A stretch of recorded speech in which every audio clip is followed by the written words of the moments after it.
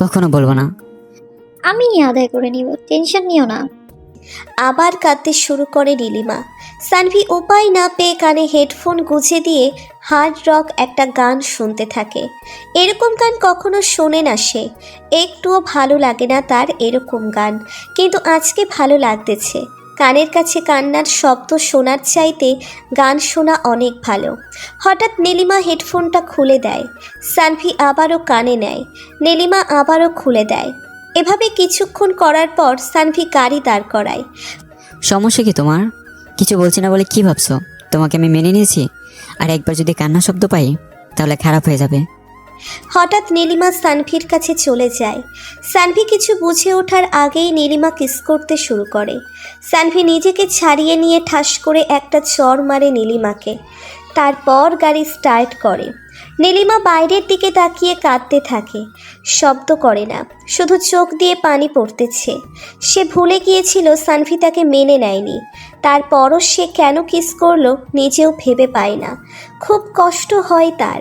ওদিকে সানভির চোখ দিয়ে পানি না বের হলেও মন থেকে রক্ত বের হচ্ছে। নিজের হৃৎপিণ্ডে নিজেই আঘাত করেছে, ক্ষতটা তার মনে হয়েছে। বাইরে যতই বলুক ভালোবাসি না, কিন্তু মন থেকে তো নীলিমাকেই ভালোবাসে। সারা পথ আর কোনো কথা হয়নি, দুজন দুজনকে আর দেখেনি। চুপচাপ বাসায় চলে আসে। ঘরে গিয়ে শাশুড়িকে সালাম করে নীলিমা, তারপর মায়ের বুকে লুটিয়ে পড়ে। সানভি সোজা রুমে চলে যায়, গিয়ে ফ্রেশ হয়। নীলিমাকে কোথাও দেখতে পাচ্ছে না, হয়তো আম্মুর কাছে। এই ভেবে তার মায়ের রুমের দিকে পা বাড়ায়। রুমের কাছাকাছি যেতেই নীলিমার কণ্ঠ শুনতে পায়। সানভি আর একটু এগিয়ে যায়। এবার স্পষ্ট বোঝা যাচ্ছে কি বলছে তারা। সানভি শুনতে পায়, সানভি অনেক ভালো মা, ওকে তো এই 7 বছর আগে থেকেই চিনি আমি। ওকে কোনোদিনও আমি কোনো মেয়ের সাথে কথা বলতে দেখিনি, আর ঝগড়া তো নাই। ছেলেটা আমার ভালো, তবে খুব কঠিন হয়ে গেছে। তোমাকে এবার দায়িত্ব নিতে হবে, ছেলেটাকে আগের মতো হাসি খুশি বানানোর। অবশ্যই মা, দোয়া করবেন। সানভি এতটুকু শুনেই চলে যায়। রুমে গিয়ে ভাবতে থাকে, এবার কি মেনে নেওয়া উচিত? আবার মনে হয় 7টা বছর কষ্ট দিচ্ছে তাকে, আর মাত্র 3 দিন হলো। কেবল এখনই এত পরিবর্তন কেন তার মনে? না, তাকে আরও শক্ত হতে হবে। রাত তখন প্রায় 8টা। শিয়াম বাসায় গিয়ে ব্যাগটা রাখে, তারপর জিনিসপত্রগুলো বের করে ব্যাগ থেকে। শিয়ামের মনটা খারাপ। নেহা সেই রকম শাড়ি দিয়েছে, আর নাম্বার তো দেয়নি। অন্তত নাম্বারটা পেলে ভালো হতো, লেগে থাকতে পারতো। এইগুলো ভাবতে ভাবতে ব্যাগ থেকে জিনিসগুলো বের করে। হঠাৎ একটা চিরকুট দেখতে পায় ব্যাগের ভিতর। চিরকুটটা বের করে পড়তে থাকে শিয়াম। গাধা কোথাকার, নাম্বারকে ওইভাবে চায়, একটু স্টাইলিশ ভাবেও বলতে পারে না। কালকে আমার কলেজের সামনে আসবা, বয়ফ্রেন্ডের সাথে পরিচয় করিয়ে দিব। হতাশ হয়ে চিঠিটা রেখে দেয় শিয়াম। প্রথমে ভেবেছিল নাম্বারটা নিচে দেওয়া আছে, পুরোটা পড়ে দেখে বয়ফ্রেন্ডের সাথে দেখা করিয়ে দিবে। শালার প্রেম করার আগেই ছ্যাঁকা খেলাম, আমার দ্বারা কিচ্ছু হবে না। তবে মেয়েটা ভালো ছিল। এইসব ভাবে শিয়াম। কালকে সে কলেজে যাবে, চিন্তা করে অন্তত ওদের পক্ষ হতে ট্রিট তো পাবে। ক্রাসির বয়ফ্রেন্ড ট্রিট দেবে, ছ্যাঁকা পার্ট হিসেবে হলেও যেতে হবে। শিয়াম বিছানায় গা এলিয়ে দিতেই ঘুমিয়ে পড়ে। ওদিকে সানভিও বেশ ক্লান্ত, সেও ঘুমিয়ে পড়ে। নীলিমা খাওয়ার জন্য ডাকতে এসে দেখে সানভি ঘুমোচ্ছে, তাই আর বিরক্ত করে না, নিজেও না খেয়েই ঘুমিয়ে পড়ে। হঠাৎ গভীর রাত, ঘুম ভেঙে যায় সানভির। সানভি নীলিমার গালে হাত রাখে, নীলিমা কেঁপে ওঠে। ঘুম ভেঙে যায় তার, তবুও চোখ বন্ধ করে রাখে। সানভি নীলিমার মাথায় হাত বুলিয়ে দেয়। নীলিমার চুলগুলো খুব ভালো লাগে সানভির, বলতে পারেন চুল দেখেই প্রেমে পড়ে গেছে। সানভি আলতো করে একটা চুমু দেয় কপালে, তারপর শুয়ে পড়ে আবারও। নীলিমার চোখ দিয়ে পানি বের হয়ে যায়। সে জানে সানভি তাকে কতটা ভালোবাসে। শুধু এই জেদের কারণে আজ সানভি তার থেকে দূরে, অনেক দূরে। এত কাছে থেকে তবুও করিনি খেয়াল, তোমার আমার মাঝে অদৃশ্য দেয়াল। তোমাকেই বুঝি খুঁজেছি আমি এতকাল, এক ঝলকে বদলে গেল আমার দিনকাল। পরের দিন নীলিমা ঘুম থেকে উঠে সানভির গালে একটা কিস করে গোসল করতে চলে যায়। সানভি তখন ঘুমাচ্ছে। নীলিমা গোসল করে রুমে এসে দেখে সানভি এখনও ঘুমাচ্ছে। গতকাল রাতের কথা ভুলে যায় সে। সানভি যে তাকে চর মেরেছে সেটা যেন একটা স্বপ্ন ছিল, এমন একটা ভাব। অবশ্য মনে রাখারও কথা না, সানভিকে তো কত চর মারছে তার কোনো হিসেব নেই। চর খাওয়ার পর বাচ্চাদের মতো করে গালে হাত দিয়ে দাঁড়িয়ে থাকার দৃশ্যটা মনে পড়তেই হেসে ওঠে নীলিমা। রান্নাঘরে চলে যায় সে, গিয়ে দেখে শাশুড়ি মা রান্না করতেছে। সে ছুটে গিয়ে সরিয়ে দেয় তাকে। মা, আপনি কেন কাজ করছেন? আর করবেন না, এসব এখন থেকে আমিই করব, সব কাজ করব। তুমি পারবে না মা, এখনকার মেয়েরা এসব পারে না। মা, আপনি আছেন তো, শিখে নিব, শুধু একটু একটু দেখিয়ে দিবেন। আমি শিখাবো, এখন সরো, তুমি পারবা না। মা, আপনি দেখিয়ে দিন, আমি রান্না করি। আচ্ছা। দুজনে মিলে রান্না করে। রান্না শেষে দেখে সানভি এখনও ঘুমিয়ে আছে। সেই রাগ হয় নীলিমার। গ্লাসে করে পানি নিয়ে আসে। মনের ভিতর দুষ্টুমি কাজ করছে তার। একবার ভাবতেছে করবে, আবার ভাবে করবে না। শেষমেশ ঠিক করে একটু মজা করা যাক। সানভির লুঙ্গির ওপর কিছুটা পানি ঢেলে দেয় নীলিমা। তারপর ডাকতে থাকে সানভিকে। এই ওঠো না সানভি। কি হয়েছে? এগুলো কি? কোনগুলো? কি? তোমার লুঙ্গি ভেজা কেন? মানে কই, কি কোথায় ভেজা? এই, তুমি বিছানায় ইয়ে করো নাই তো আবার?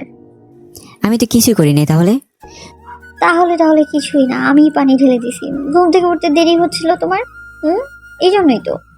বলেই দৌড় দেয়, কিন্তু এগুতে পারে না। সানভি হাতটা ধরে ফেলে, তারপর একটা ঝটকায় ফেলে দেয় বিছানার ওপর। তারপর বাকি পানিটুকু গ্লাস থেকে নীলিমার ওপর ঢেলে দিয়ে চলে যায় সানভি।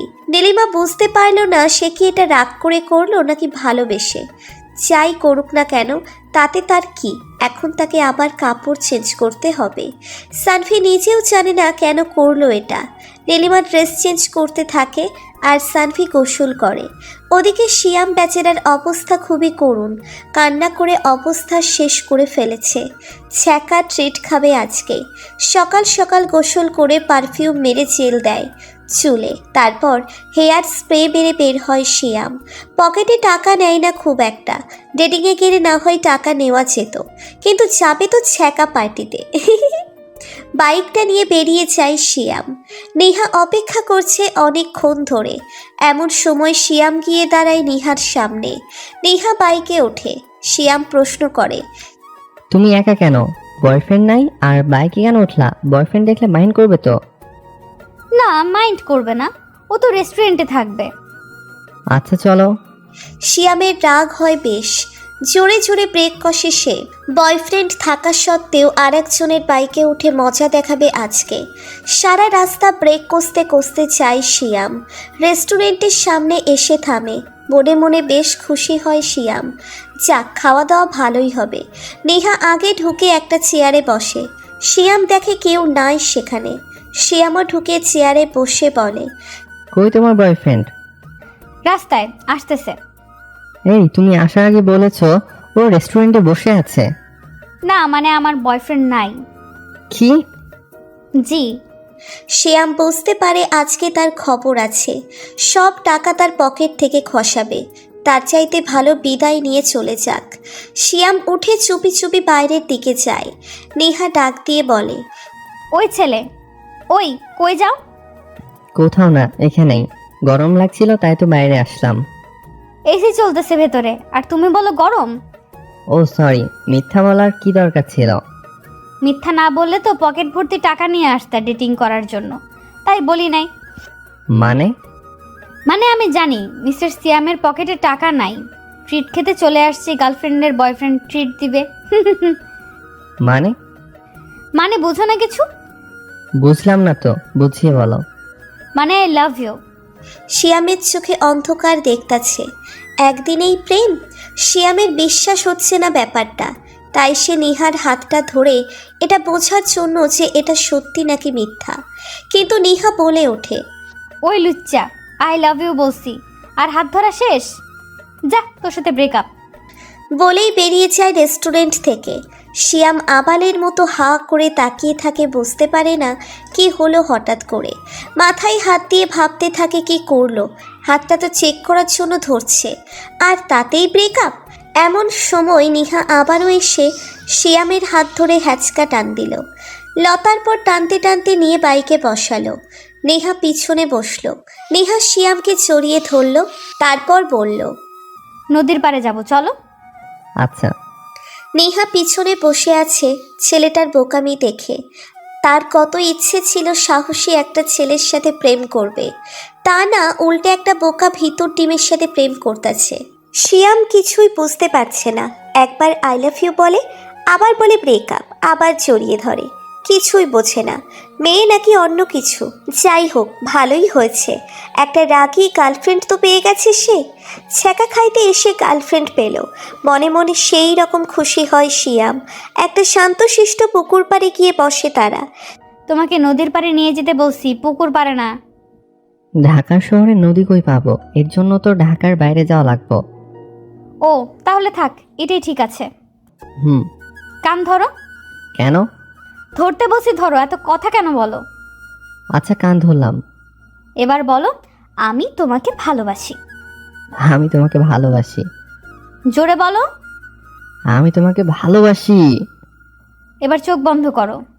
শিয়াম বুঝতে পারে না কি হচ্ছে তার সাথে এসব। শিয়াম চোখ বন্ধ করে। নেহা আলতো করে শিয়ামের ঠোঁটে একটা কিস করে, তারপর জড়িয়ে ধরে শিয়ামকে।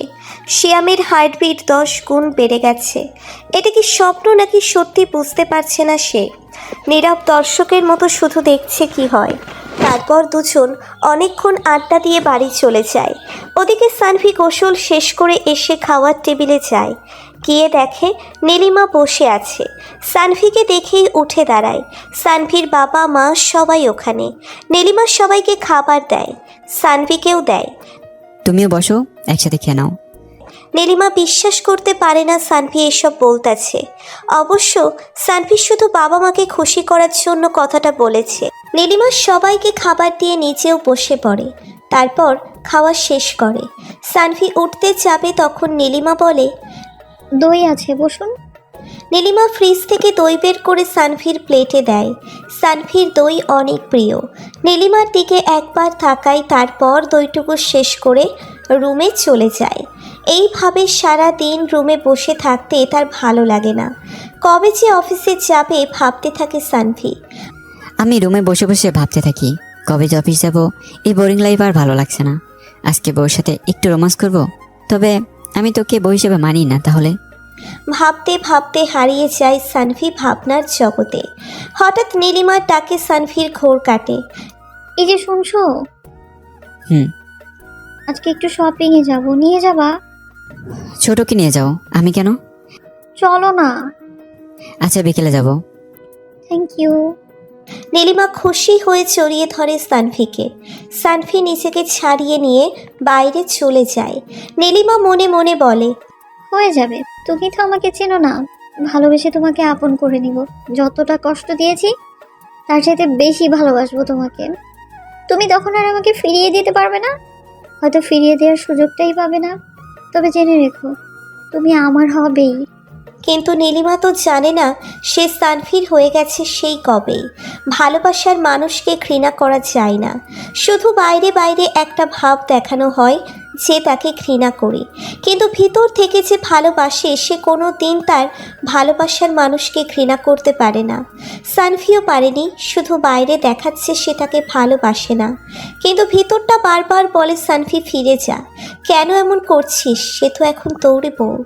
আবার বিবেক তাকে বলে কেন ফিরে যাবি, মনে নেই কি কি করেছিল তোর সাথে, প্রতিশোধ নেই প্রতিশোধ। এইসব কথার ভিড়ে আজ সানভি দোটানায় পড়ে গেছে। দুপুর 2টোর দিকে সানভি বাসায় ফেরে। কলিং বেল বাজাতেই দরজা খুলে দেয় নীলিমা। সানভি নিচের রুমে যায়, তারপর ফ্রেশ হয়ে এসে খাওয়া